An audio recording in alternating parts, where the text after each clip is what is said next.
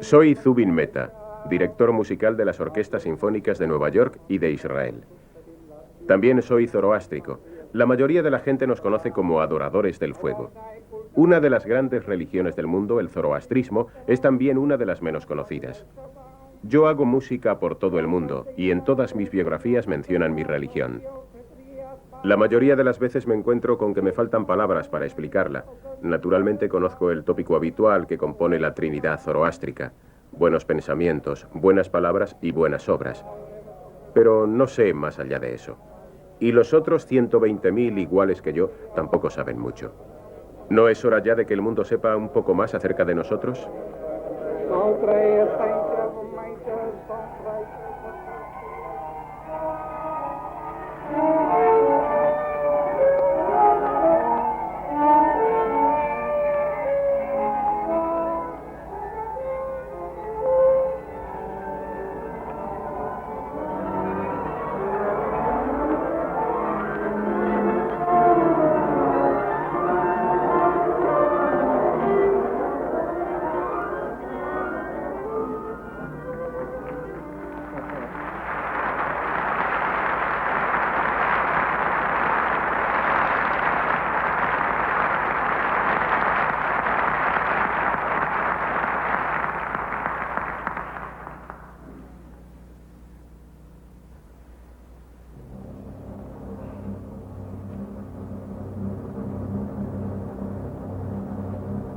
Con alas de fuego.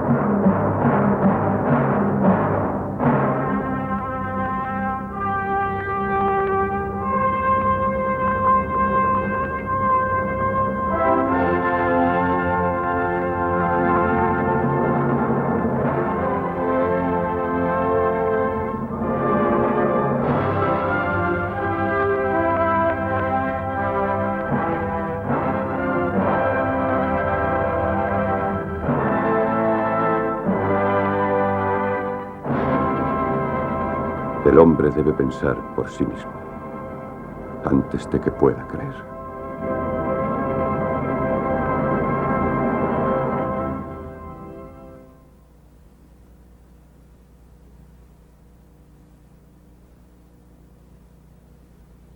Yo nací aquí, en Bombay, y esta es una ceremonia naviote por la que yo mismo pasé cuando tenía 9 años.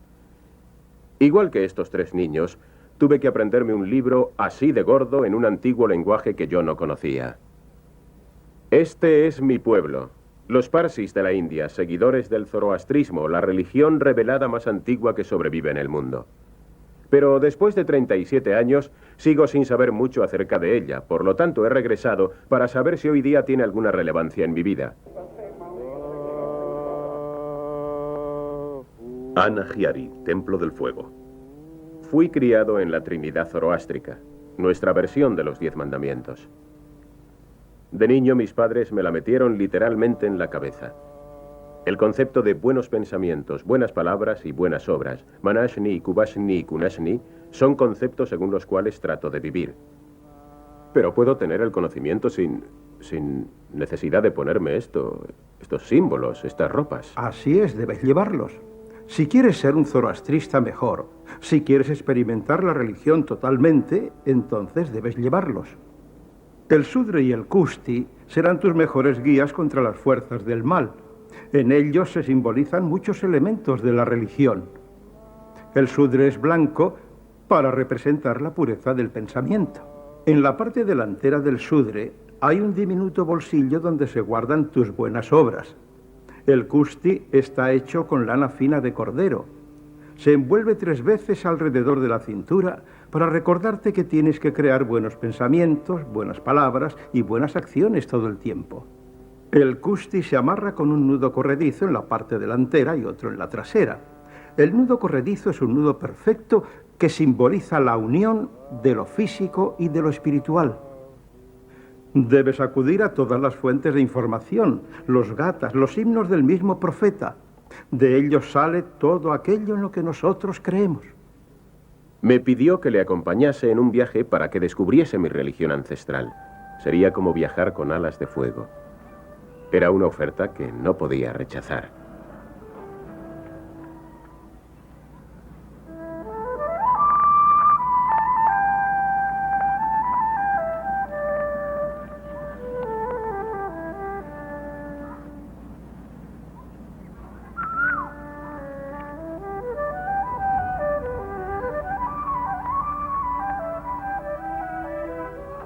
Le dije al sacerdote que quería ir al pueblo de Navsari, la cuna de mis antepasados, lugar que no había visitado.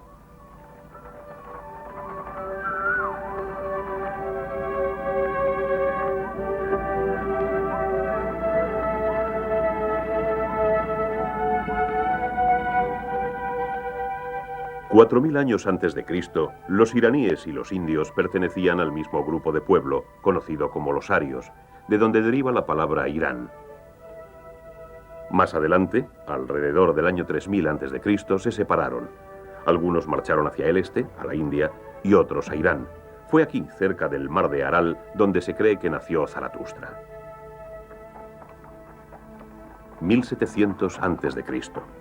La supervivencia era difícil para estos nómadas que consideraban la lucha como un factor esencial de la vida. Estos indo-iraníes veían a los múltiples elementos de la naturaleza como dioses y por consiguiente adoraban cosas como el fuego y el agua. Hacían sacrificios a estos dioses con el fin de conseguir algún control sobre sus destinos.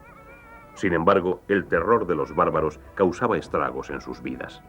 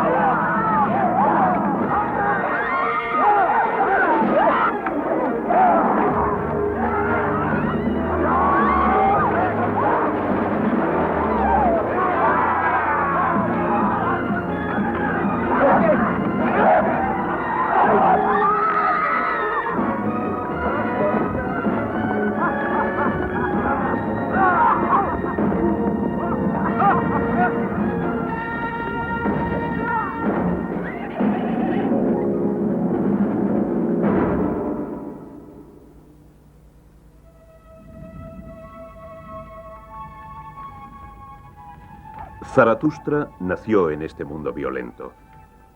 Según la leyenda, fue el único niño que rió al nacer en vez de llorar. Los gatas, comparables a los salmos de las religiones judeocristianas, dicen: los que han llorado han visto la mortalidad como su fin, y los que han reído han visto su propia rectitud. Esta risa pareció ser la primera señal de un poder divino que cuidaba del niño Zaratustra.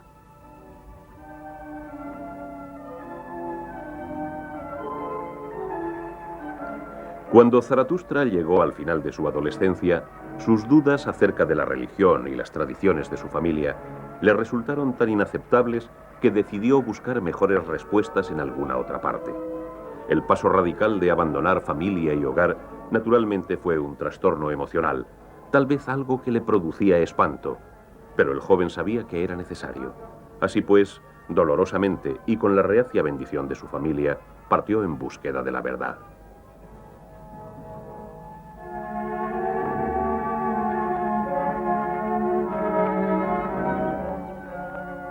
Durante 10 años, Zaratustra renunció al mundo que conocía.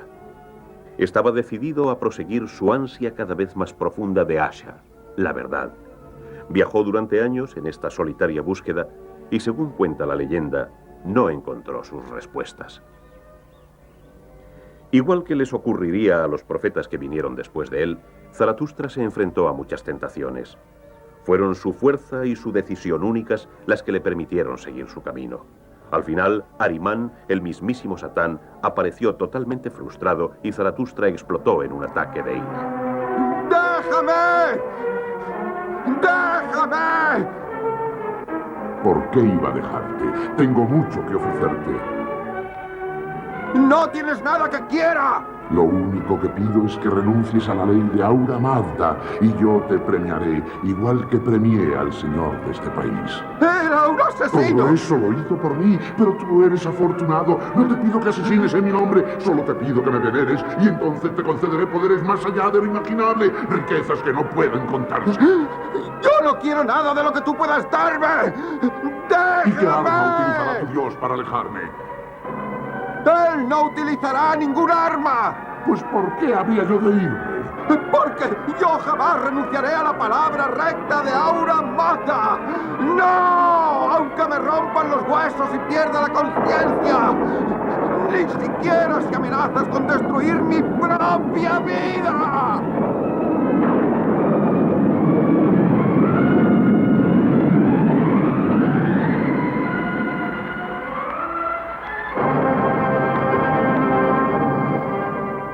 Concédeme la fuerza, oh Señor, para seguir en tu camino y no ser tentado por aquellos que adoran la magnificencia humana, los que consideran a los ricos y a los depravados como a los grandes de la tierra.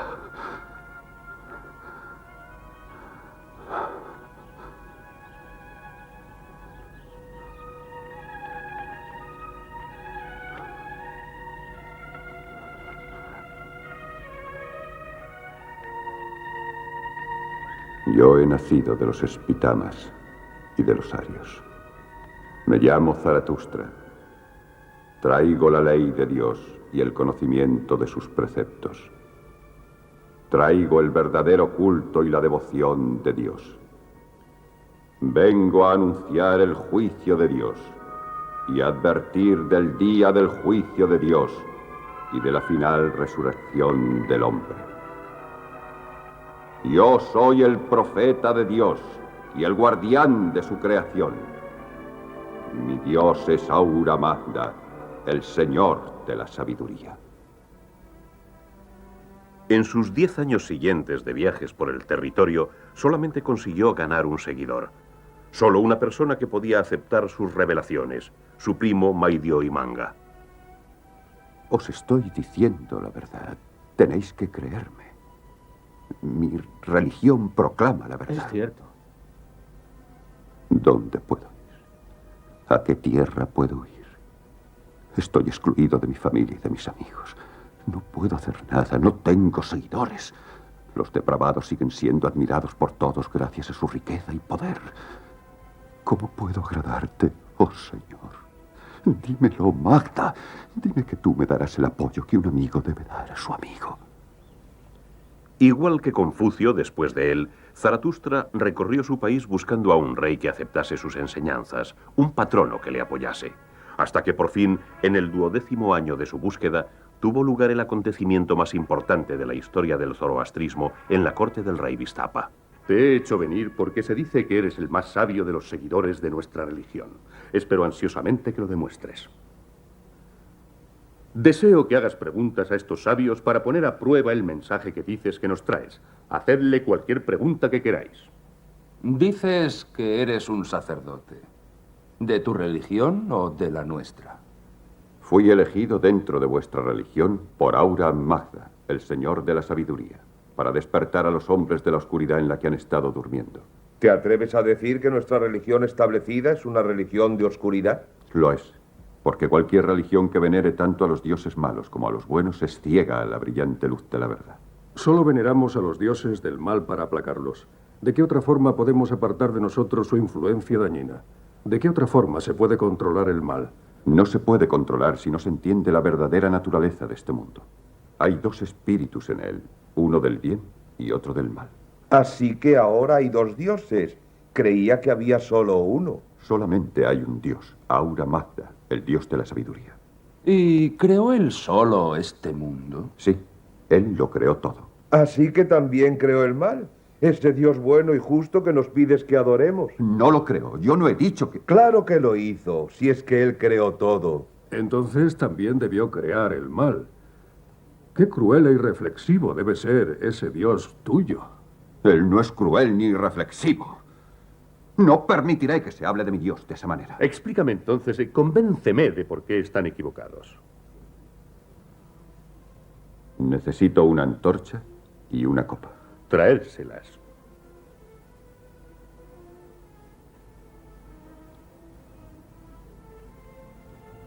La copa lanza su sombra sobre la mesa. La sombra es como el mal. No tiene una fuente, es enteramente negativa. Pero desde luego la fuente de la sombra es la luz. ¿Cómo puede serlo? Es su opuesta. Pero la sombra no puede existir sin la luz. Depende por completo de ella. Eso no son más que juegos de palabras. Yo no lo creo. Sigue. Si miras, verás que la luz parece unida a la copa, que es una parte inseparable de ella, igual que el mal, a menudo, parece tener un dominio maligno sobre nuestras vidas. ¿Y cómo librarnos de ese dominio? No podemos separarnos de nuestra sombra. Podemos, si decidimos seguir el buen camino que siempre nos acerca a la luz, que es la sabiduría de Dios. Mira, ahora la sombra se separa de la copa, ha dejado de estar dominada por ella, y cuando nos acercamos aún más hacia Dios, la sombra se hace todavía más débil y tiene menos fuerza. Hasta que por fin podemos verla como lo que es, una mera ilusión que por sí misma carece de fuerza para atacarnos. Si toda la humanidad decidiese seguir la verdad, entonces el mal, como la oscuridad, sería vencido. De hecho, cuando lleguemos a ese punto, el mal por fin será derrotado en el mundo. Y ya no existirán ni la muerte ni la destrucción. La muerte no es el mal. La muerte es una parte de la misma vida. Siempre creímos eso, sí. Si le damos tiempo suficiente, nos convencerá de que lo negro es blanco. La muerte no es el mal. Entonces, si tuvieras que morir ahora mismo, en este instante, ¿consideras que es una obra del bien, la obra de un Dios bueno y justo? Vamos. Contéstale. Es una pregunta absurda. No lo es. La muerte en nuestro mundo es inevitable, porque sin ella la justicia divina no podría existir. La muerte es la separación del cuerpo físico de sus partes espirituales, el alma y el espíritu. Aunque, claro está, lo que destruye a la vida es malo. Hay una cosa que he notado. No hablas del castigo. ¿No tienes miedo a tu Dios? ¿Por qué iba a tenerlo? Él es mi amigo. Para mí es más bien como un padre. Señor, no puedo aguantar más todo esto. Eso no es una religión. Ese no es ningún Dios. ¿Por qué dices eso? Porque en esa fe cada uno puede hacer lo que le apetezca. Pero ¿y si llevamos una vida malvada? ¿No seremos castigados en la otra vida? ¿Eh? Después de la muerte, todas nuestras almas serán juzgadas en el puente de la separación, que para los virtuosos es tan ancho como cualquier camino, pero para los malvados es tan estrecho como el filo de la espada más afilada. Los que han hecho más mal que bien caerán en el reino de la penumbra y de la oscuridad que hay abajo, mientras que los que han hecho más bien que mal se elevarán hasta el reino de la alegría y la luz. Y por tanto se nos anima a que llevemos una vida de bien. Sí. Llamada Jamaspa, encuentro muchas cosas hermosas y sensatas en tu religión. Entonces te ruego que seas fiel a tu corazón y aceptes el mensaje de Ahura Mazda. No, mi señor. No puedes. ¿Que no puedo? ¿Te atreves a decirme lo que puedo y lo que no puedo hacer? Mi señor, si aceptas esta religión, no serás tú solo quien la acepte, sino que tu pueblo tendrá que aceptarla también. Tienes razón. Esta no es solo una decisión personal. Necesito tiempo para pensar. Tenemos que hablar más de todo esto. Cuando tú lo desees. Fue ordenado que sería el rey Vistapa la persona que entregaría a la humanidad el mensaje de Mazda. Sin embargo, algunos de los consejeros de la corte sintieron amenazadas sus propias posiciones, así que conspiraron para desacreditar a Zaratustra.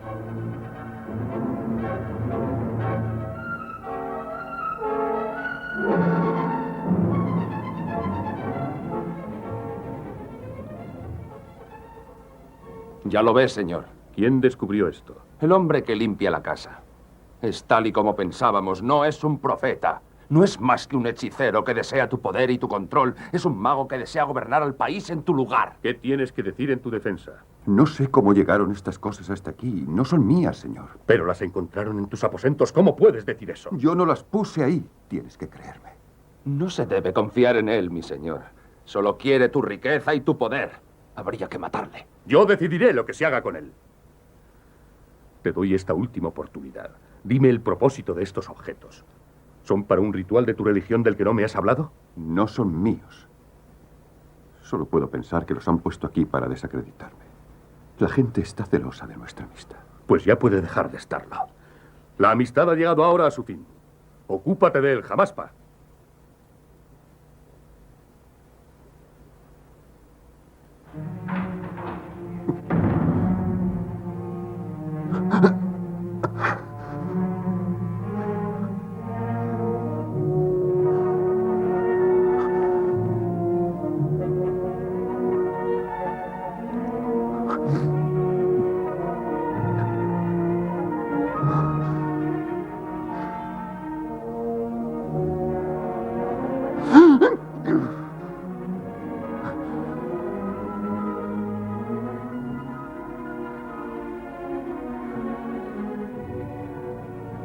Esto te pido. Dime de verdad, oh Señor, ¿quién es verdadero? ¿Quién engañoso? ¿Es malvado este o es malvado aquel? ¿Cómo puedo poner el engaño en las manos de la verdad para transformarlo de acuerdo con tus enseñanzas? ¿Cómo haré para que mi voz sea lo bastante poderosa como para llevar a los hombres mortales hasta tu verdad eterna?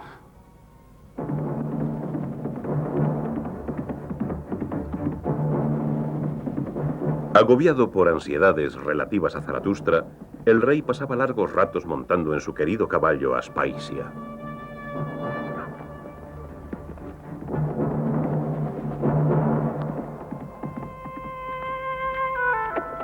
Unos días después, sin motivo aparente, el caballo del rey se puso muy enfermo. El monarca amaba a este animal que sin duda era para él un símbolo de la aventura y una fuente de lealtad. La reina y el primer ministro, Jamaspa, estaban a su lado, incapaces de consolar al rey en su desgracia. Está haciendo todo lo que puede. No es suficiente. No hay motivo para que te preocupes, mi señor. ¿Cómo quieres que no me preocupe? El mejor caballo que he tenido en mi vida se está muriendo y al curandero le falta poco. La única duda que tengo es quién expirará antes, el curandero o el caballo. Es el curandero más hábil que tenemos.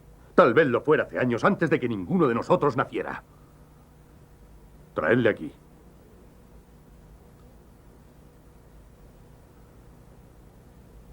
Vamos. Levántate, levántate. Mi señor. ¿No puedes decirnos qué le pasa? Habla, ¿qué es lo que tiene el animal? Está muy enfermo, muy enfermo. Vete, vete. Debe tener paciencia. ¡Traedme a otro curandero! ¡Traedme a 3!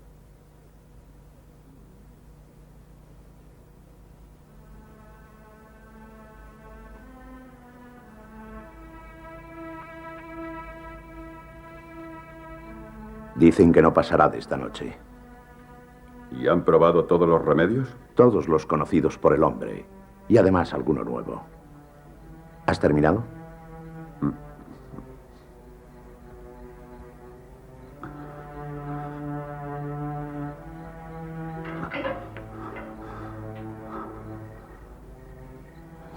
Dile a tu rey que yo puedo curar a su caballo. ¿Tú? Sí.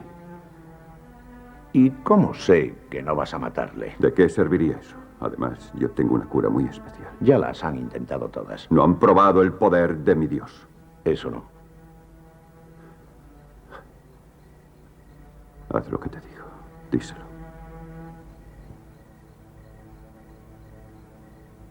Estoy convencido de que él podrá curarlo. Pues yo no. Pero eso no será más que otra prueba de que es un hechicero. No ha podido escapar. ¿Cómo podrá curar a un caballo moribundo? No merece la pena intentarlo. Quizá. Mi señor. Si lo curo, no será con la magia de un hechicero, sino a través de la oración y del poder de mi Dios. De todos modos, será un milagro. Lo será. Estoy segura de que lo hará. Si puedes realizar tal milagro, si es que puedes. Entonces mi reina tiene razón. El tuyo es un Dios bueno y poderoso. Lo es. Si tienes éxito será una señal. Y entonces aceptaré tu doctrina. Y yo también la aceptaré. Y nuestro hijo Isfandiyar ayudará a esparcir tu palabra por todas nuestras tierras. Mi señor, esto no es más que otra treta. No debes confiar en este hombre. ¿Por qué no? ¿No quieres que se cure mi caballo? Olvidas la clase de hombre que es. A lo mejor me han engañado. Si puede hacer lo que ha prometido, ¿cómo podrá ser un hechicero? ¿Cómo podrá salvarle con los espíritus malignos? Tu religión es verdadera. La destrucción de la vida es mala. La vida misma es buena. Te juro que si haces lo que has dicho, buscaré y castigaré a los hombres que te han acusado falsamente, sean quienes sean.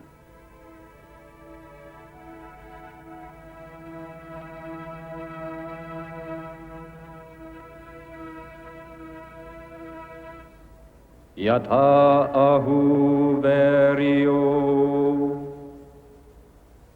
ataratush ashat chitacha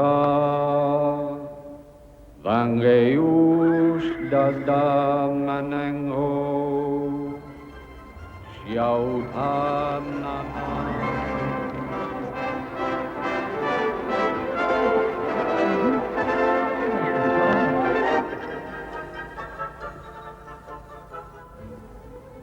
La historia del caballo negro pudo o no haber sucedido exactamente tal como la cuenta la leyenda, pero el apoyo que prestó el rey Vistapa fue desde luego el punto clave para esta nueva religión, el zoroastrismo.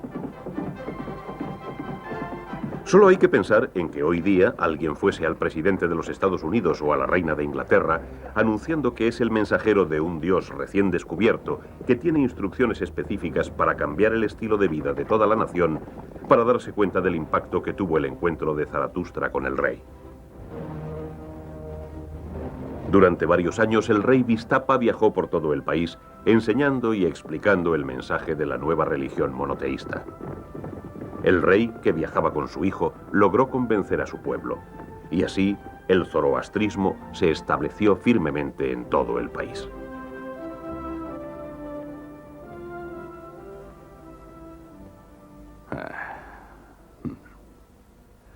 Jamás, Pad.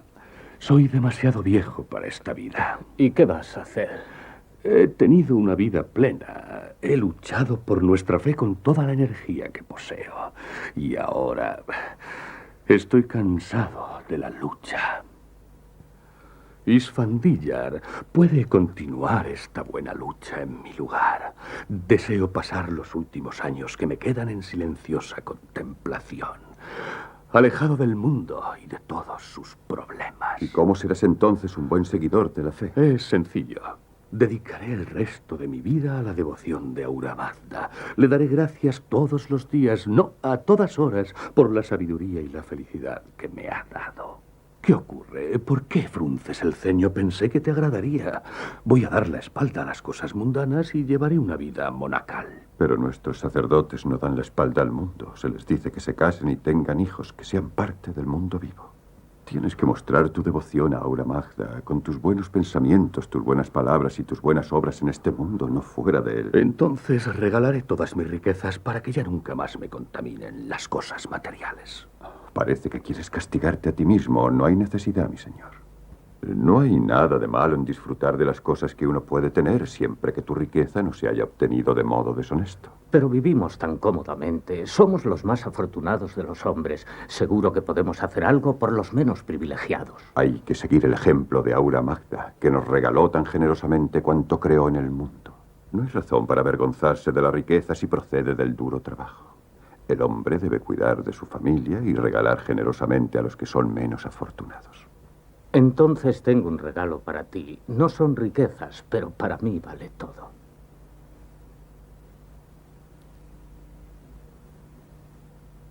Mi sobrina Jobogi, si la aceptas como tu esposa, sería el mayor honor que podrías hacerme. No puedo. ¿No puedes? Entiendo. Muy bien, mi señor.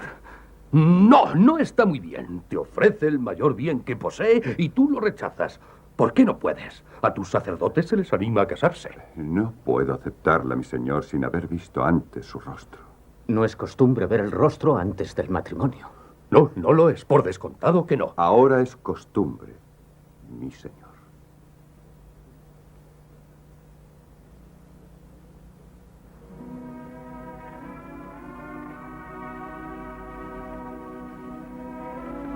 Si nos casamos, debemos hacerlo como iguales. Tú serás mi compañera, no mi propiedad. Mediante ese acto sagrado estaremos unidos tanto en el mundo físico como en el espiritual. Y trabajaremos con nuestros buenos pensamientos para ayudarnos a adquirir buenas conciencias. Y para aprender a ser sinceros el uno con el otro. Porque la verdad es el mayor regalo que marido y mujer pueden darse.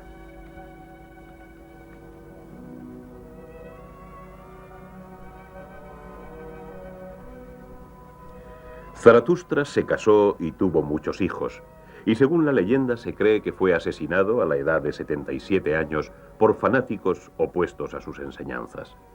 El profeta dejó atrás un legado para toda la humanidad. Sus principios acerca de un estilo de vida democrático se han materializado en gobiernos del mundo entero. Hoy podemos ver sus ideas en las Naciones Unidas, en la proclamación de la democracia del rey Ciro. Su histórico trato a la mujer como igual fue revolucionario entonces y todavía hoy. Tal vez el mayor regalo de Zaratustra a la humanidad fue su búsqueda de la verdad.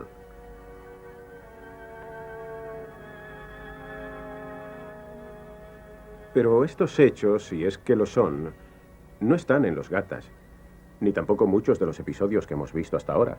No, aparecen en textos muy posteriores, algunos de 2000 años después, pero de todas formas hay una hermosa continuidad de pensamiento, de ideas, de contenido entre los libros primitivos y los posteriores. ¿Entonces es verdadero o no?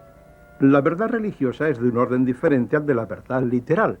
El zoroastrismo ofrece una visión, no una descripción del mundo, y sus mitos y rituales son los medios por los cuales esta visión religiosa se hace perfecta. Zaratustra fue el primero en reconocer la importancia de un Dios omnisciente, y esa percepción, esa semilla, ha influido a las más importantes religiones de hoy en día, al judaísmo, al cristianismo, al islam, que creen todas en un solo Dios. Pero entonces dime, ¿cómo es que nuestra religión está desapareciendo? ¿Es porque está siendo superada por credos más jóvenes y más fuertes? ¿O es que quizás ya ha superado el tiempo de su vida? No, no se mide la verdad de una religión simplemente por el número de sus seguidores, sino ciertamente por la calidad de sus gentes y por la duración de su supervivencia. De acuerdo, entonces, convénceme de la relevancia que hoy día tiene para mí seguir una religión de adoradores del fuego. Nosotros no adoramos al fuego como Dios tal y como tú dices. Los cristianos no veneran a la cruz como a su Dios. En los Gathas, los salmos zoroástricos, el fuego se convierte en la luz, en la fuerza de la verdad que se eleva hacia el cielo. Esta luz, al igual que su creador, aleja la oscuridad. Reverenciando el fuego sagrado, los zoroastrianos recuerdan que hay que mantener viva la fuerza de Dios que habita en toda la humanidad. El símbolo, este fuego que arde en los templos zoroastrianos, nunca debe apagarse como signo de la fe viva para que la oscuridad del mal, Angra Mainyu, Ahriman, pueda ser repelida. El rito zoroastriano, similarmente, ayuda a profundizar, ayuda a sus seguidores a refrescar sus espíritus, ayuda a encontrar el valor y les recuerda la alegría genuina que hay en traer armonía al mundo. La creación según el Bundahism.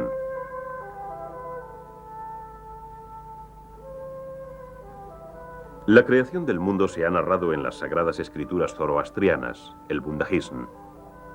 El plan de Dios era hacer un mundo que durase 12.000 años.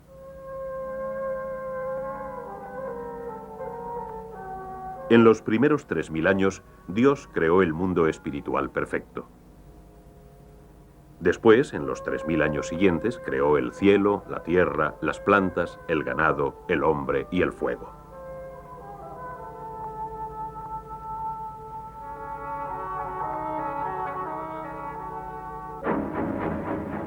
Después vino Angra Mainyu en forma de serpiente, trayendo consigo muerte y destrucción, hambre y vicio.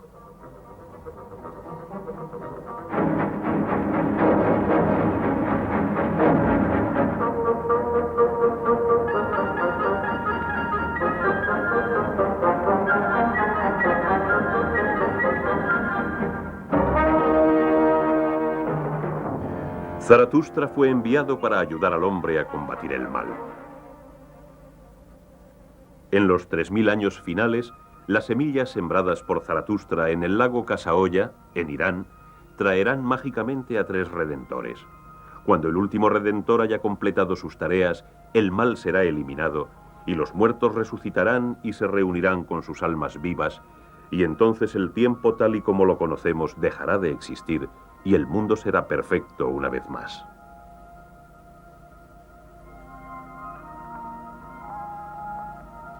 Un profesor proporcionó a Zubin la riqueza de su biblioteca en cuanto a información acerca de la antigua religión. Un código según el cual vivir, me he encontrado con una historia de la creación que está a años luz del pensamiento racional que he visto hasta ahora. ¿Soy injusto? ¿Qué son esos 9000 años, por ejemplo?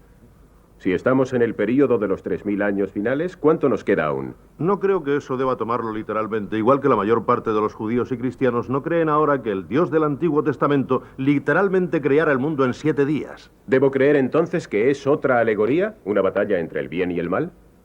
Verá, muestra el optimismo de la religión, porque nunca hay ninguna duda de que al final Angra Mainyu será vencido. Sí, todo eso puedo verlo. Pero lo que me preocupa es que la historia parece provenir de una boca diferente, no del hombre que vio a su Dios como una figura amistosa y accesible.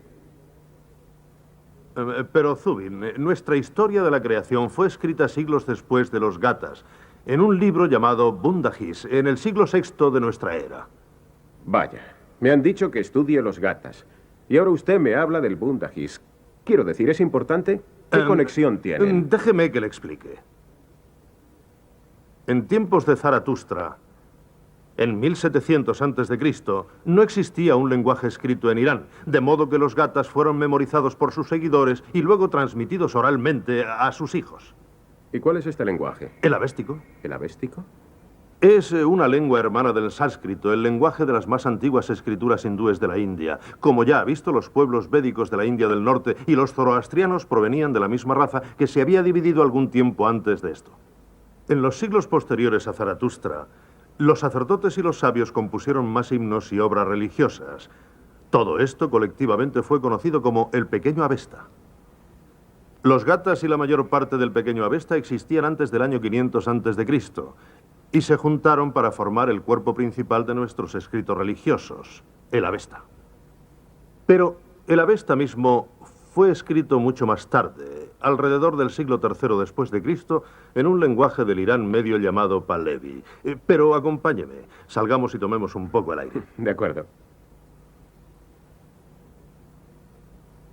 Bien, aunque creemos que nuestra religión es la religión revelada más antigua del mundo, en este punto ahora, ¿seguimos siendo influidos por religiones contemporáneas? Pero Zubin debe recordar que Irán estaba en el centro del mundo antiguo, perfectamente situado para influir y para ser influido. Y cuando estaba en su momento más poderoso, esta influencia irradiaba hacia afuera a través de todo el mundo antiguo, afectando no solo al judaísmo y al cristianismo y más tarde al islam, sino también en la dinastía aqueménida. En el siglo IV a.C., influyó incluso en el pensamiento del gran filósofo Platón. Vamos, eso es difícil de creer. ¿Cómo puede usted explicarlo? Se lo mostraré. Acompáñeme. ¿Le apetece una taza de té? No. Esto se está poniendo muy interesante. Platón, desde luego, conocía el zoroastrismo.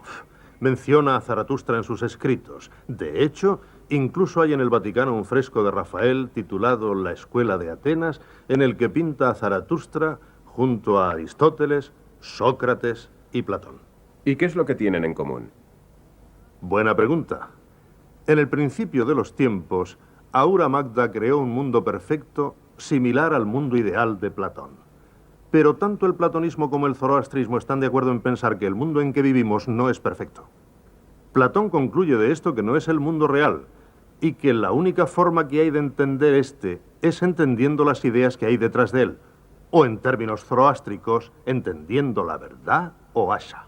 Para alcanzar tal entendimiento, Platón dice que debemos emplear el nous, la mente intuitiva, que tiene un paralelismo exacto en el zoroastrismo con el Bhumana, la mente buena. Y siguiendo este camino, Platón dice que superaremos la corrupción del mundo material, o en términos zoroástricos, la corrupción causada por Angra Mainyu. Y al final, el mundo volverá a ser perfecto una vez más. Es extraordinario. Pero ¿por qué ejercíamos tal influencia en tiempos de los aqueménidas? ¿Por qué éramos tan grandes? Por Ciro el Grande. Escuchadme todos con atención. Los aqueménidas, siglo V antes de Cristo. Esa casa que Nabucodonosor destruyó sea reconstruida. Y también que los utensilios de oro y plata de la casa de Dios que Nabucodonosor robó y trajo a Babilonia, que los utensilios sean devueltos y llevados otra vez al templo de Jerusalén. Y vosotros mismos los colocaréis en la casa de Dios. Espere a que me encuentre con mis amigos israelitas la próxima vez. Así que el pueblo judío debe tanto a los zoroastrianos, porque a través de Ciro y de Darío nosotros realmente pagamos la reconstrucción de su segundo templo. Así es. De modo que la próxima vez que vaya a Jerusalén podré pedirles que nos ayuden a nosotros. ¿Por qué no? El amor de Ciro fue duradero, de modo que los judíos le consideraron como el ungido.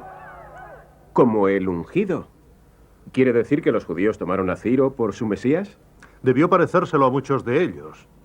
Aquí en Isaías, capítulos 44 y 45, hablan de él como el Mesías. No es sorprendente que estuviesen muy influidos por la fe de un rey así.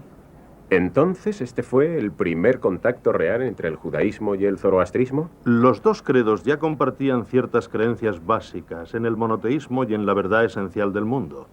Pero ahora los judíos adoptaron la creencia zoroástrica en la resurrección y en la inmortalidad del hombre y también en el juicio final. Esto lo volvemos a ver en los capítulos 44 y 45. ¿Y estas creencias se filtraron luego del judaísmo al cristianismo? Posteriormente, sí. ¿Qué pasó después de la conquista de Babilonia? Ciro era ahora rey del mayor imperio que conocía entonces el hombre. Pero solo 7 años más tarde, en el 529 a.C., murió luchando contra una tribu de nómadas. El primero y más generoso rey del imperio persa fue enterrado en su palacio cercano a Pasargada. Y sobre su tumba había una sencilla inscripción. Aquí yazco yo, Ciro, rey de reyes. Estas son las ruinas del gran palacio de Persépolis. El palacio fue comenzado por el rey Darío I, que reinó desde el 521 a.C. durante 40 años, prácticamente en la misma época en la que Buda estaba esparciendo su mensaje por todo el norte de la India. Era un alarde, la celebración de su inmenso poder y riqueza. Se pretendía que su enorme tamaño impresionase al pueblo. En realidad fue el palacio más grande construido en la historia del mundo. La sala de audiencias tenía cabida para 10.000 personas. La sala del trono era aún mayor. Este lugar no era solo un edificio, era una extensión del gran imperio que Ciro había creado y que su hijo Jerjes continuó. Darío creía que tenía un mandato divino para gobernar el mundo. Era un soberbio administrador y legislador. Su énfasis en la justicia es un rasgo zoroastriano. Reyes posteriores se pasaron la vida disfrutando de la gran riqueza que Darío y Jerjes habían forjado. Su preocupación por la vida suntuosa empezó a desvanecerse cuando en el año 333 a.C. Darío III se enfrentó a Alejandro Magno en Isos. Nuestros enemigos son medos y persas, hombres que durante siglos han vivido vidas blandas y lujosas. Nosotros, hombres de Macedonia y Grecia, hemos sido adiestrados en la dura escuela de la guerra y la vigilancia. Pero por encima de todo somos libres. ¡Somos libres! Alejandro estaba decidido a tomarse venganza, como había hecho Jerjes cuando derrotó a los griegos incendiando la ciudad-estado de Atenas. De este modo, los siglos de odio entre los persas y los griegos continuaban. Al fin, alrededor del año 330 a.C., Alejandro llegó aquí, a Persépolis, y también la conquistó.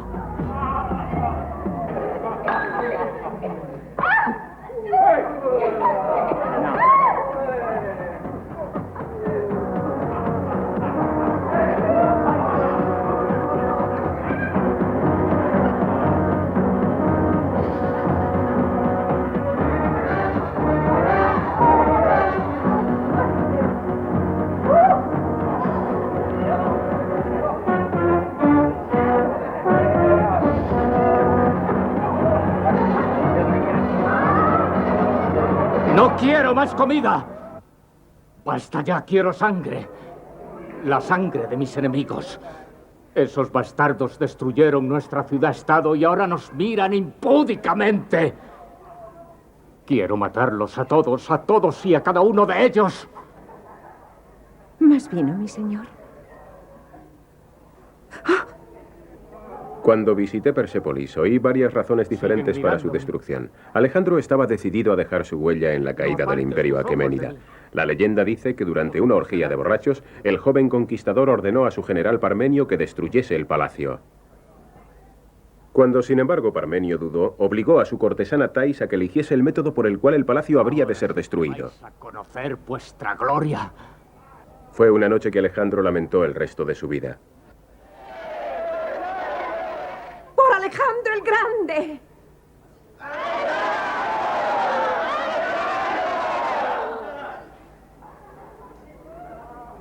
Dime, Thais, ¿cuál es un castigo adecuado para estos paganos que se atrevieron a luchar contra Alejandro? Deseo que mi esclava y mi ramera decidan el destino de todos mis enemigos, los que destruyeron nuestra Acrópolis. Que Parmenio y sus hombres les hagan pedazos. No puedes pensar en nada más interesante. Para los que quemaron nuestra ciudad-estado, vamos. Incéndiales esto a ellos, mi señor. ¡Ahora! ¡Ahora, Thais, tú y las otras rameras! ¡Hacedlo! ¡Hacedlo vosotras! ¡Parmenio es un viejo bobo! ¡Destruidlo vosotras! ¡Destruidlo!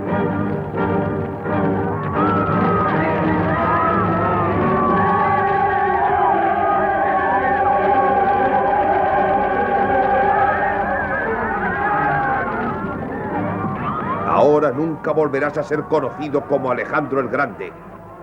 Después de lo que has hecho, serás conocido como el Maldito. Alejandro el Maldito.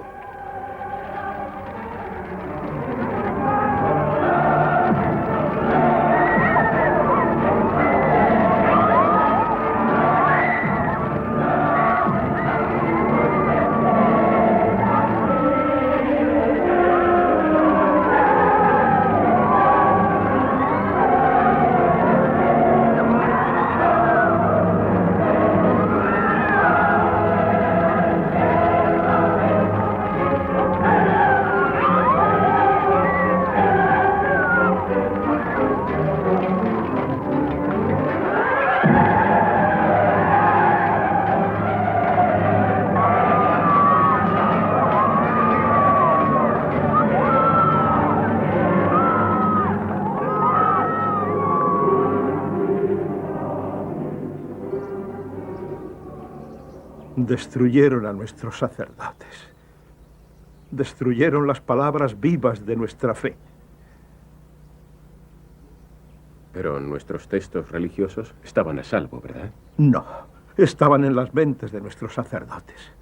Cuando los griegos asesinaron a nuestros sacerdotes, a los que mataron a millares para poder saquear nuestros templos, destruyeron todos los libros vivientes de nuestra fe. Los sasánidas, año 226. Después de pocos siglos, en el año 224 de nuestra era, los partos fueron derrocados por el ambicioso joven rey Ardasir de Persia. Él conquistó el oeste y el este de Irán. Estaba decidido a crear un nuevo imperio persa centralizado, altamente nacionalizado, donde él sería el nuevo Darío. Y para conseguir estos objetivos empleó la violencia y la fuerza de la misma religión a través de su sumo sacerdote Herbat Tansar. Agusnaz, rey de Tabaristán, en el Irán del Norte, se me encarga que envíe los saludos del rey Ardasir, rey de reyes. Muy amable. Es una visita social, según parece. Ha pedido que te entregue esto.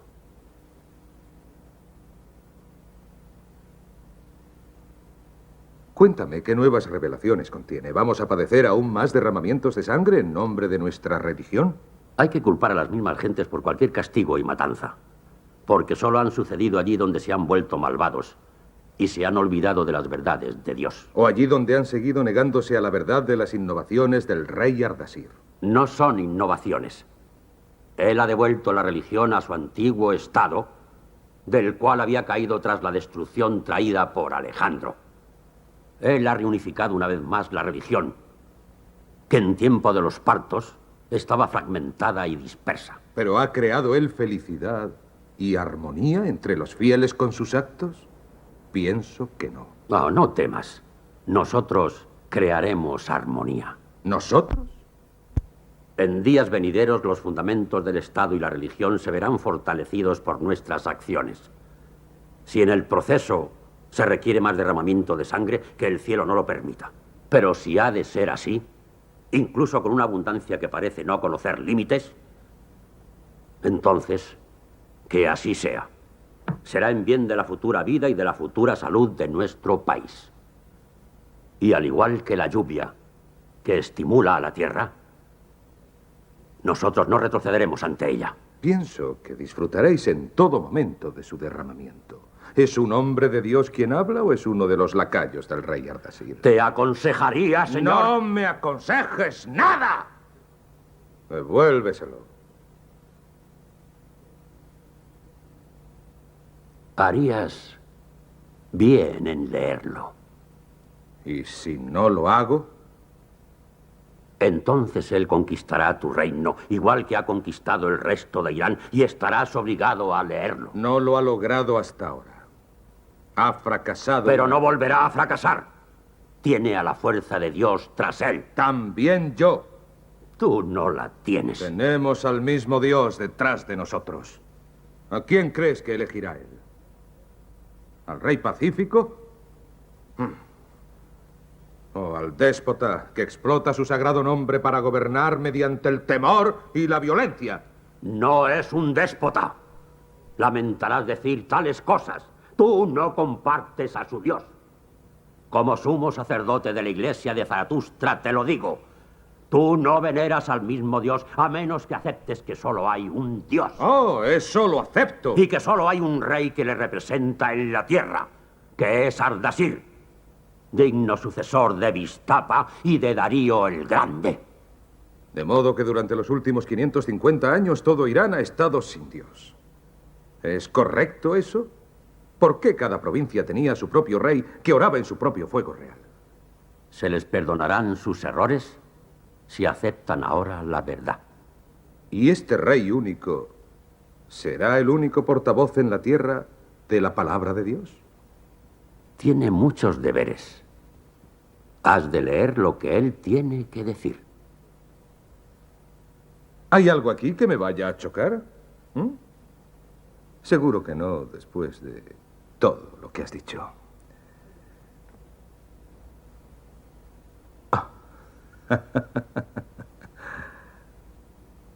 ¿Tú? ¿Nuestro dirigente espiritual? Traigo conmigo el permiso para retirar el fuego sagrado. Y si te resistes, enviaré tropas que arrasarán tu templo hasta los cimientos. Así que no harán más fuegos sagrados. ¿Es ese vuestro gran plan? Por el contrario, estableceremos más fuegos sagrados, pero habrá solamente un fuego real, el fuego del rey Ardasir. Y no habrá más veneración a dioses de otros cultos ni a sus estatuas, porque también suponen una blasfemia contra la verdad y la pureza de Aura Magda. Pero eso es imposible. Los griegos y los romanos tienen sus estatuas. Los budistas las tienen. Incluso las tienen los judíos y los cristianos. Serán derribadas. Todas las imágenes son contrarias al verdadero espíritu de la única religión y serán destruidas, incluso las estatuas de vuestros antepasados. Siempre hemos permitido a las otras creencias realizar sus cultos como lo deseasen. Es la fortaleza de nuestra religión. Sí. Pero nuestra excesiva tolerancia ha debilitado y puesto en peligro nuestra fe. Hasta tal punto que hemos corrido el riesgo de ser superados por las ideas de otras religiones.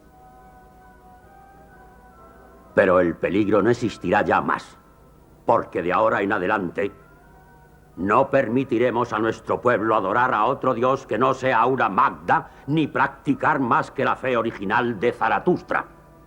No podéis hacer eso. Las prácticas de la religión han sido establecidas. Por lo tanto, deben mantenerse en su forma ortodoxa en todo el reino. No os atreveréis. ¿Es eso lo que piensas? Afortunadamente tenemos otra vez un valiente y fuerte rey, que se encargará de que no haya más que un dios y que no teme venerarle con toda la fuerza de su poder.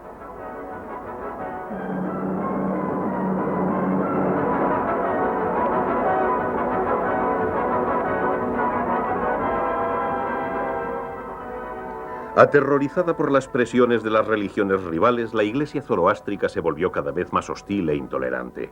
Algunos sacerdotes se volvieron corruptos y adquirieron poder y riquezas exigiendo pagos del pueblo a través de complejos rituales. Por otra parte, otros sacerdotes establecieron nuevas grandes tradiciones que siguen observándose hasta el día de hoy.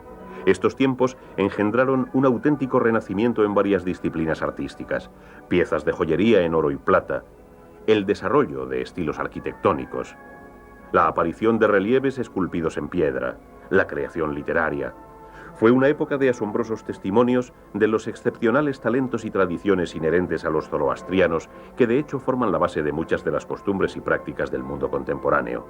Las sorprendentes similitudes que encontramos en los tiempos modernos entre el cristianismo y el judaísmo emanaron de antiguas tradiciones zoroástricas.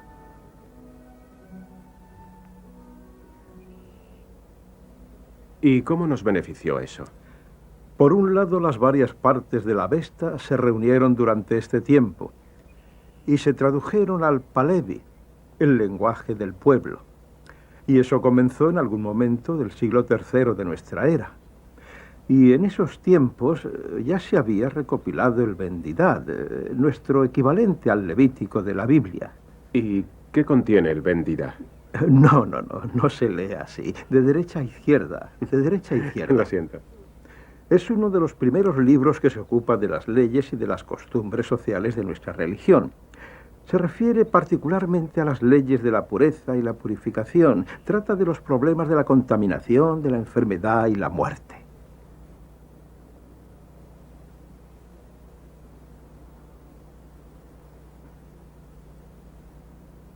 Siempre he estado convencido.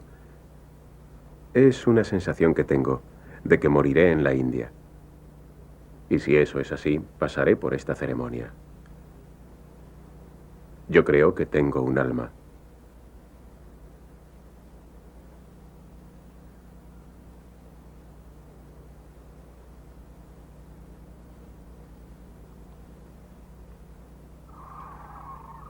Los muertos son devorados por los buitres, reciclando de ese modo y purificando los restos.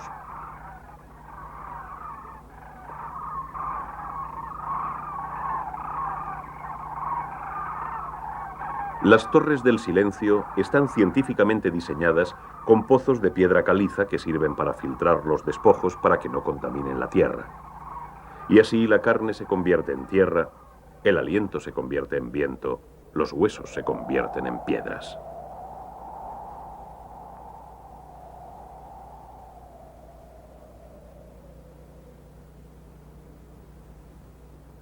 ¿Por qué no enterramos o quemamos a los muertos en vez de dárselos a los buitres? ¿Es mejor que los gusanos se coman los cadáveres o dejar que se abrasen? Nosotros creemos que enterrando los cuerpos se contamina la tierra y quemándolos cometemos un pecado aún más grande, profanando el fuego. En otras palabras, que si los echásemos al mar contaminaríamos las aguas. Sí. Y este lado práctico, el énfasis puesto en el compromiso con este mundo más que con el otro, ¿echó más leña al fuego de nuestro conflicto con los cristianos? Porque ellos creían firmemente en el otro mundo y tenían sus ojos puestos en él, ¿no es cierto? Así es. Y en el Sacro Imperio Romano, el cristianismo se convirtió en el enemigo de nuestra religión. Entonces, una amenaza aún más grande se extendió. Amanecer del Islam, siglo VII. El profeta Mahoma nació 570 años después de la muerte de Cristo. Para cuando murió, sus ejércitos ya estaban expandiendo la palabra del Islam muy lejos de Arabia. Sus conquistas fueron rápidas y salvajes, pero estos árabes estaban combatiendo una cruzada religiosa. Primero cayó Babilonia, luego Damasco, luego Siria y Palestina, África del Norte y luego Nihavand. La brillante victoria de los musulmanes en Nihavand cambió el curso de la historia. Bajo el primer dominio árabe, los que se negaban a Incluso quienes los pagaban eran a menudo torturados y asesinados. El holocausto continuaba.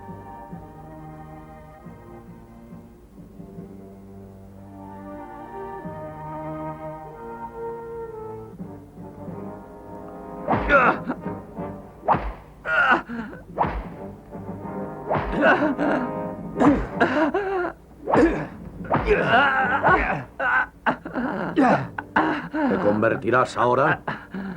¡No! Expulsad al infiel. ¡No, no! ¡Piedad! ¡Piedad! ¿Dónde está tu dinero? No he traído dinero. ¿Has venido a decirme que te despojarás de tu custi y te someterás a la voluntad de nuestro único Dios? No. Mi señor. Entonces, ¿por qué estás aquí? Me han traído aquí porque convencí a uno de tus conversos para que regresara a la fe. Entiendo. ¿Sabes que es contrario a nuestra ley el hacer lo que has hecho tú? ¿Sabes lo que les hacemos a los que incumplen nuestras leyes? ¿Pero por qué? Cuando hay tantas similaridades entre nuestras dos religiones. Nosotros también rezamos 5 veces al día. Nosotros también creemos en el cielo y en el infierno. Blasfemas contra nuestra fe al compararla con la tuya. ¿Pero qué tenéis en contra de nosotros? Nosotros también creemos en un solo Dios, como vosotros. Pero no es el mismo Dios. ¿Y son entonces los dioses de los judíos y de los cristianos los mismos que el vuestro? ¿Por qué aceptáis a sus profetas, Moisés y Jesús? Si podéis aceptarlos a ellos, ¿por qué no nos aceptáis entonces? Aceptáis incluso sus libros sagrados. Porque vosotros no sois un pueblo del libro. Vuestra religión no tiene ningún libro. Tenemos nuestras obras sagradas igual que vosotros. ¿Las llamas sagradas? Son sagradas para nosotros. Y son más antiguas, mucho más antiguas que las vuestras. No son nada. ¿Cómo podemos tomar en serio las obras que durante siglos no han sido escritas, sino que se guardaban en las mentes de vuestros sacerdotes? Porque mucho de lo que conservaban es la voz de nuestro profeta mismo, sus propias palabras. A diferencia del libro de los cristianos, que no contiene las palabras de Cristo, sino las palabras de sus discípulos y sus seguidores. ¿Cómo puedes decir entonces que su libro es más sagrado que el nuestro? Yo no tengo que explicarte nada. Eres tú el que necesitas convencerme a mí, y no lo has logrado, con tus ridículos y absurdos argumentos. La única razón de que no lo haya logrado es que te has negado a escucharme. ¿Te atreves a decir eso? Muy bien. Escucharé. Pero primero contéstame a esto. Dices que tu religión es grande. ¿Una religión que cree en la renunciación, en la abnegación y en el celibato? Mi religión no exige tales cosas. Esa es una de las herejías que aparecieron en una etapa posterior. Nuestra religión es opuesta a todas las creencias pesimistas. Desde luego, vuestros poderosos sasánidas fueron unos grandes explotadores. Sus sacerdotes hicieron la vida insoportable a los pobres. Igual que hacéis vosotros. Y a pesar de todo, ellos fueron capaces de promover la enseñanza y crear grandes obras de arte, literatura y música. Y no olvides que, como vosotros, lucharon en contra de la adoración a las imágenes y a los ídolos. Ya es suficiente. No puedo soportarte. Cuando te quedas sin respuestas, exiges obediencia ciega. Quieres que los hombres resulten impotentes ante ti.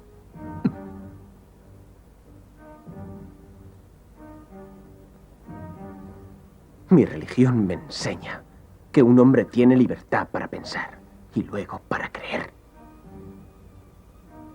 Lleváoslo. Que pague por lo que ha hecho. ¿Dónde dice tu profeta que hay que matar a mis gentes?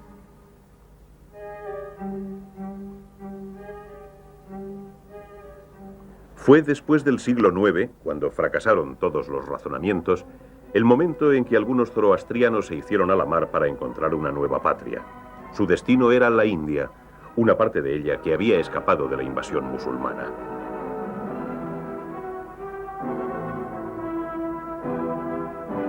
El largo viaje marítimo acabó al final cuando tocaron tierra en la isla de Diu, frente a la costa oeste de la India.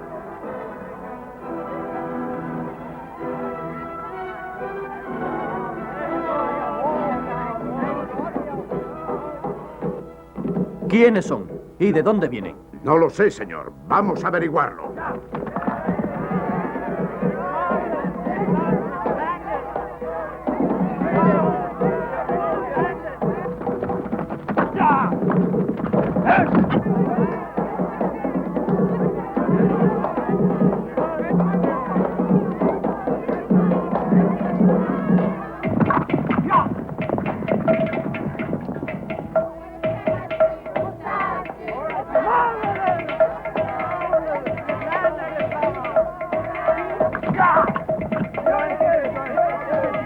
Bendice a mi hijo, bendice a mi hijo.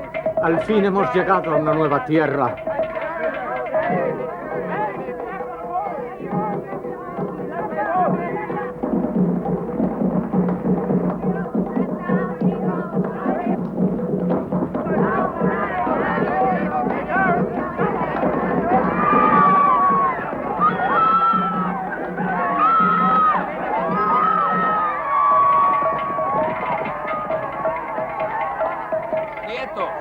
No hemos venido aquí para pelear. Tenemos que defendernos. ¡Nos atacan! ¡Oh!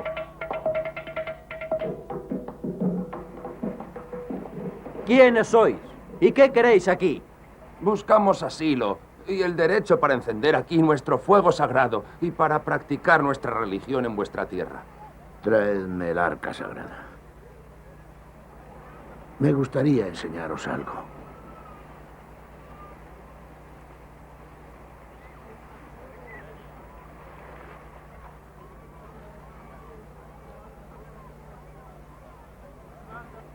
Estas son nuestras cenizas sagradas que hemos traído desde Irán. Cuando mis antepasados solicitaron un hogar en la India, me pregunto si recordaban las escrituras hindúes que dicen: hacer bien a los demás no es darles comodidades físicas ni elevar su nivel de vida. Es ayudar a los demás a encontrar su verdadera naturaleza para alcanzar la verdadera felicidad. Sois bienvenidos a descansar aquí todo el tiempo que lo deseéis y toda la hospitalidad que podamos ofreceros será vuestra. Bueno, tal vez no toda, ¿comprendes? Estamos muy agradecidos, Majestad.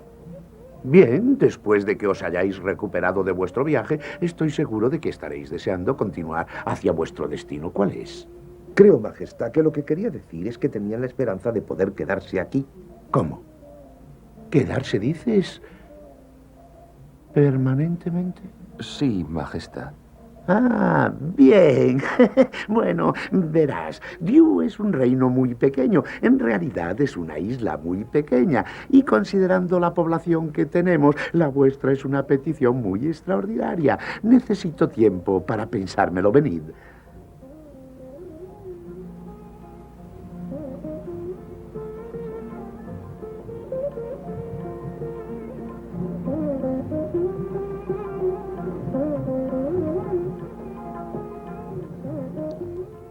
Dices que deseáis instalaros permanentemente en nuestra tierra. Traedme una copa y leche.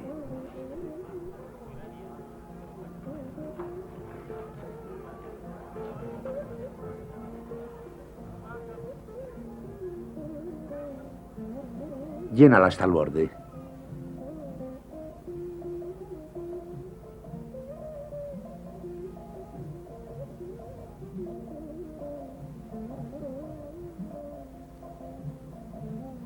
Ahora puedes ver que nuestra pequeña tierra es como esta copa llena de leche. Una gota más y rebosará. ¿Puedes darme el plato del azúcar?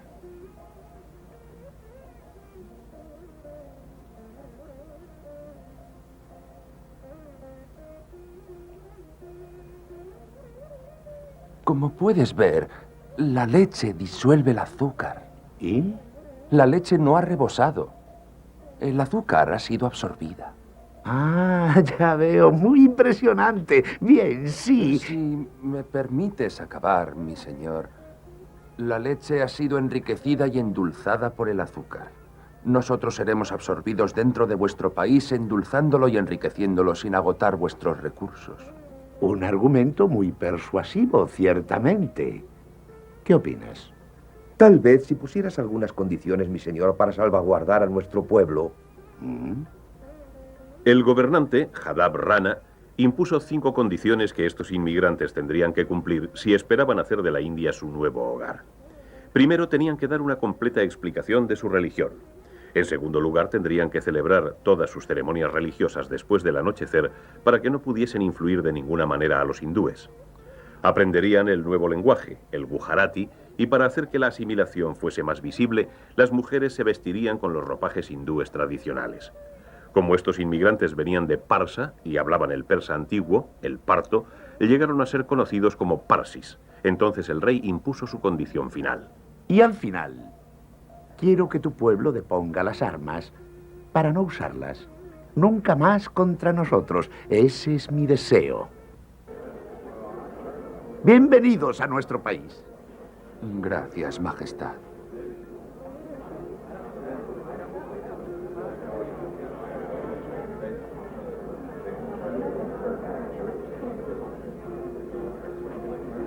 El rey ha accedido. Tenemos un hogar propio, un hogar propio. Desde Diu, mis antepasados fueron a Sandjan, en la costa oeste de la India, donde se instalaron durante siglos. Luego se trasladaron a Bombay, donde su ascensión al poder y a los beneficios comenzó con la llegada de la soberanía británica. Silencio, silencio. Imperio Británico, mediados del siglo XIX. Una vez que los británicos tuvieron el control de la India, el pueblo parsi empezó a perder su identidad. Los británicos a menudo enviaban misioneros para convertir a toda la población india. Uno de estos misioneros fue John Wilson. Señor, ¿sabe usted lo que significan sus oraciones en ese extraño idioma en que las dice? No, señor. Nosotros hemos aprendido todas nuestras oraciones de memoria a través de la tradición. La tradición es una cosa maravillosa y nadie la apoya tanto como nosotros los británicos, pero al menos deberían saber por qué está ahí. Tengo aquí una obra, uno de sus libros sagrados, se llama el Bunde Gis. Ustedes han oído cómo los evangelios cristianos tratan de la cuestión del bien y del mal. Ahora voy a describirles cómo la tratan en uno de sus libros religiosos. El mal llegó a este mundo, leemos, bajo la forma de una serpiente que atravesó el cielo seguida de una banda de otros demonios. No se menciona si tenían forma de serpientes más pequeñas o quizá de gusanos. Damas y caballeros, se lo suplico, rechacen este ridículo libro suyo. ¿Cómo se atreve a decir eso? Y los otros muchos que tienen, tomen en su lugar nuestra maravillosa Biblia. Nosotros hablamos de situaciones reales, de personas reales. Moisés, Abraham, los grandes reyes David y Salomón, y nuestro querido Señor Jesucristo. Reverendo, ¿y qué hay de su libro del Génesis y de esas tonterías acerca de serpientes y manzanas? Y ese Adán que vivió 930 años. Son disparates. Cállate y déjale hablar. Tienes razón, no hemos venido a oírte a ti. Sabemos que no tienes conocimientos de nada. Cállate de una vez y déjale hablar. Señoras y señores, no me entiendan mal, por favor. Desde que llegué a su país me he sentido muy impresionado por el carácter devoto y recto de toda la comunidad parsi. Sí. Se ha ganado con justicia el respeto más profundo tanto de los británicos como de los indios en Bombay. A pesar de lo pequeña que es su comunidad, se ha convertido en una gran influencia para la India de hoy. Ahora sí está diciendo algo con sentido. Por eso me pregunto si un pueblo tan inteligente, de pensamiento tan avanzado, debería realmente seguir una religión que cree que las serpientes pueden aparecer atravesando el cielo, como si el cielo fuese un envoltorio que hay alrededor de la tierra que puede atravesarse en cualquier punto. Una religión así tiene algo válido que decir a nuestra sociedad de hoy. Sí, señor. Tenemos mucho que ofrecer al mundo hoy día. Si nuestras gentes se sentaran y leyeran los gatas que han sido traducidos al inglés y gujarati, podrían aprender el mensaje de nuestro profeta. Es posible, es posible. Podría ser así. ¿Quién tiene tiempo para leer todo eso, eh? Mirad qué historias tan maravillosas cuenta la Biblia. Historias de amor. Sansón y Dalila. Salomón y la reina de Saba.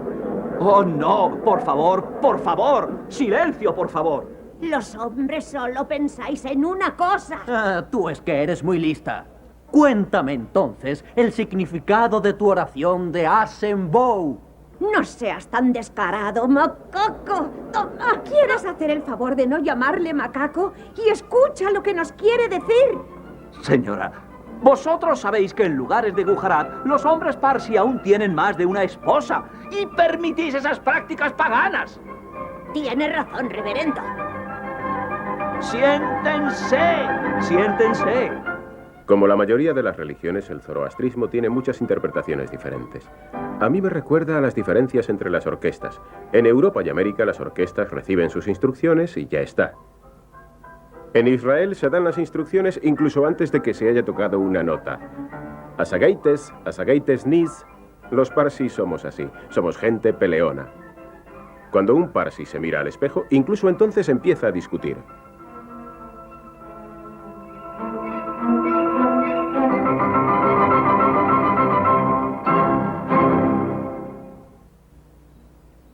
Pero desde luego no te tomarás estas discusiones en serio. Sí, tuvieron sus efectos. Originaron un escepticismo, más aún cuando los mismos sacerdotes no tenían respuestas inmediatas. A los ojos de los seglares ricos, los sacerdotes quedaron como si estuvieran fuera de la realidad, como ignorantes de su propia literatura. Y entonces el escepticismo llevó al desprecio. Y mientras algunos parsis laicos consiguieron grandes riquezas durante los tiempos británicos, los sacerdotes se volvieron menos educados, estaban mal pagados y cada vez eran menos capaces de reavivar el fuego dentro del corazón de los fieles. Una verdadera tragedia. Y aún hoy día Zubin, un sacerdote corriente con dedicación plena, no gana más de 600 rupias, o sea, $60 al mes. Y con este sueldo se espera que saque adelante a su familia. En realidad fue un parsi quien creó las líneas aéreas que fueron el primer embajador comercial internacional de la India. Era el joven J.R.D. Tata, que ahora es la cabeza de esta gran dinastía. Parsi, la caridad es tu nombre, es un dicho que debe mucho a personas como Sir Jamsetji Jijiboy, un millonario que se hizo a sí mismo antes de los 30 años. Cuanto más dinero ganaba, más regalaba.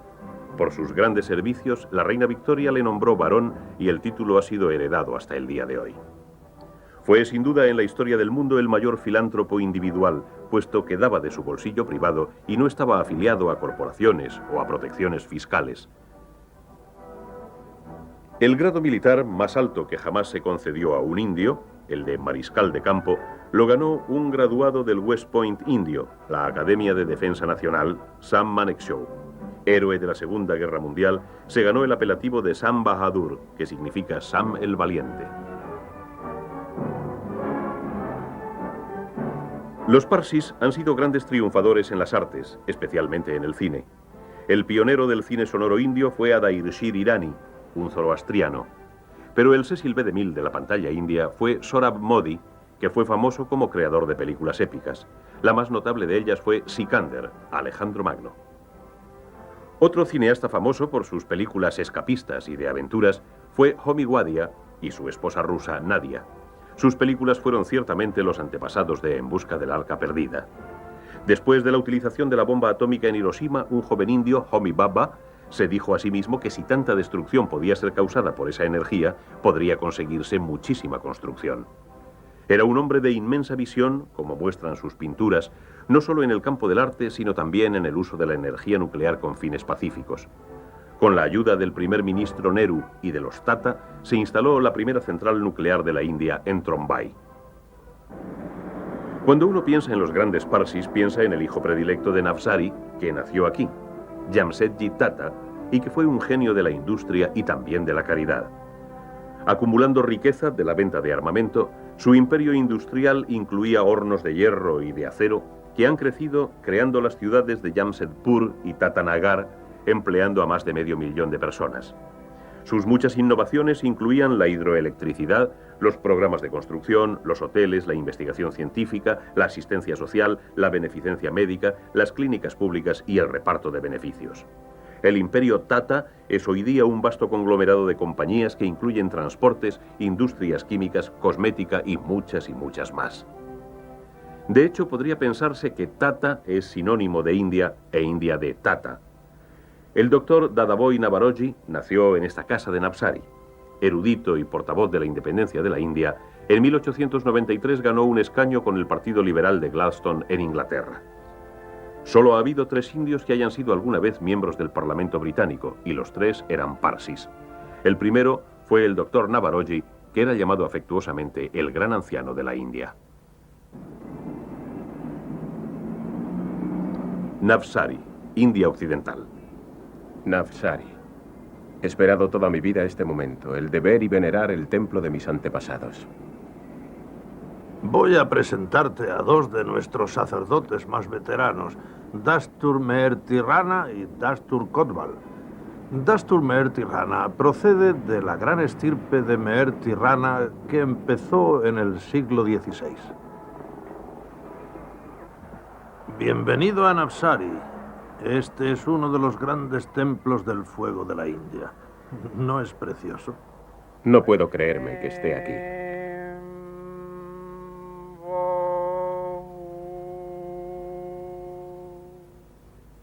Toda mi vida he sentido que hay una fuerza poderosa que me guía. Tengo la sensación de que debe de haber algo que ha establecido el orden a mi alrededor. ¿No puede ser Dios eso?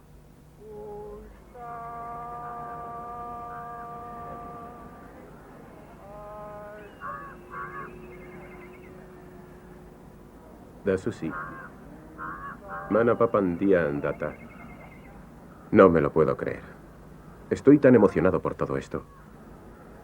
Realmente solo desde un punto de vista sentimental, desde luego. Comprendo. Porque mi abuelo no hacía más que hablar de Navsari. Pudo haber vivido toda su vida en Bombay, pero estas eran sus raíces. Y toda nuestra familia, que se remonta a unos 600 años. ¿Me enseñará el pueblo? Sí, vamos. Es un viaje sentimental al pueblo de mi familia y a nuestro hogar. Pero ojalá estuviese solo en vez de estar con toda esta gente, tratado como una celebridad.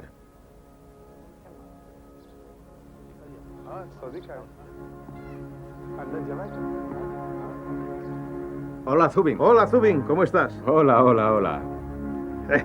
Hemos encontrado un libro de la familia Mehta. Mira. Esto es increíble. Aquí hay 11 generaciones. Y tú estás aquí, en la 11ª generación de la estirpe Baiji Mehta. Baiji. Great Baiji. Your father... બાપાનું નામ આપણે છે અમારા પપ્પા છે આ Naoroji. Ahora dejadme entrar. Son muchas emociones.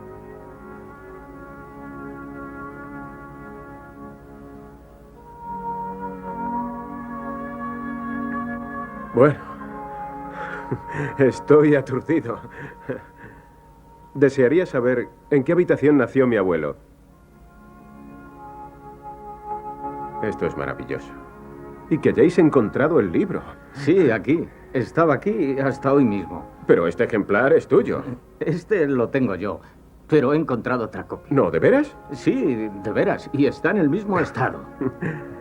¿Podría comprártelo a lo mejor? No, puedes llevártelo. Es un honor para nosotros. A ver, es maravilloso. ¿Es el mismo libro? Sí, el mismo libro. Puedes llevarte estupendo. esto. Aquí, en mi adorada India, tengo la misma sensación que tuve cuando iba volando en una burbuja de plástico, el morro de un avión de carga, sin nada por debajo de mí más que la grandiosidad del Himalaya. Absolutamente asombrado de la naturaleza y de Dios, como cuando me enfrento a la heroica de Beethoven, donde glorifica la búsqueda de la humanidad para vencer a las fuerzas del mal. Esta mañana siento la misma exaltación en el último día de mi viaje. Por otra parte, no es trágico que estemos aquí sentados, permitiendo que nuestra fe vaya muriéndose. No permitiremos que muera. Ha llegado el momento de que volvamos nuestros buenos pensamientos, nuestras buenas palabras y nuestras buenas obras de nuevo a la misma religión. ¿Y lo conseguiréis? Oh, sí. No la dejaremos morir, porque Ahura Mazda es eterno y guarda la verdad y la mente buena para la eternidad. Toma esto, mi libro de oraciones, las palabras de nuestra religión. Pueden ayudarte en tu trabajo y en tu vida. Que Dios te bendiga. Gracias. Y que Dios te acompañe.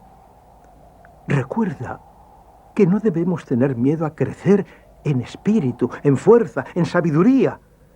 Y de ese modo, nuestra religión crecerá y florecerá. Para algunas personas, la cima del mundo significa el nacimiento de su primer hijo. Para un explorador, puede significar el descubrimiento de una nueva tierra. Para un músico, la belleza y la armonía trascienden la realidad, y cielo y tierra se hacen uno. Entonces nuestro aliento se convierte en viento, nuestras lágrimas se convierten en lluvia, nuestra inspiración se convierte en música, y celebramos durante un segundo eterno la majestad de nuestro universo.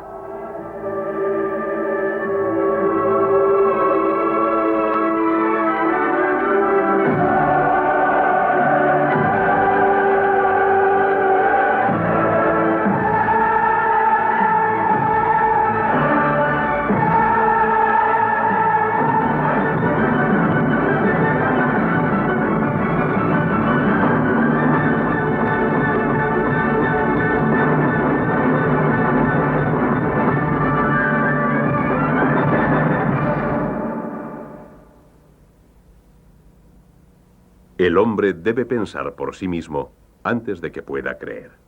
Zaratustra.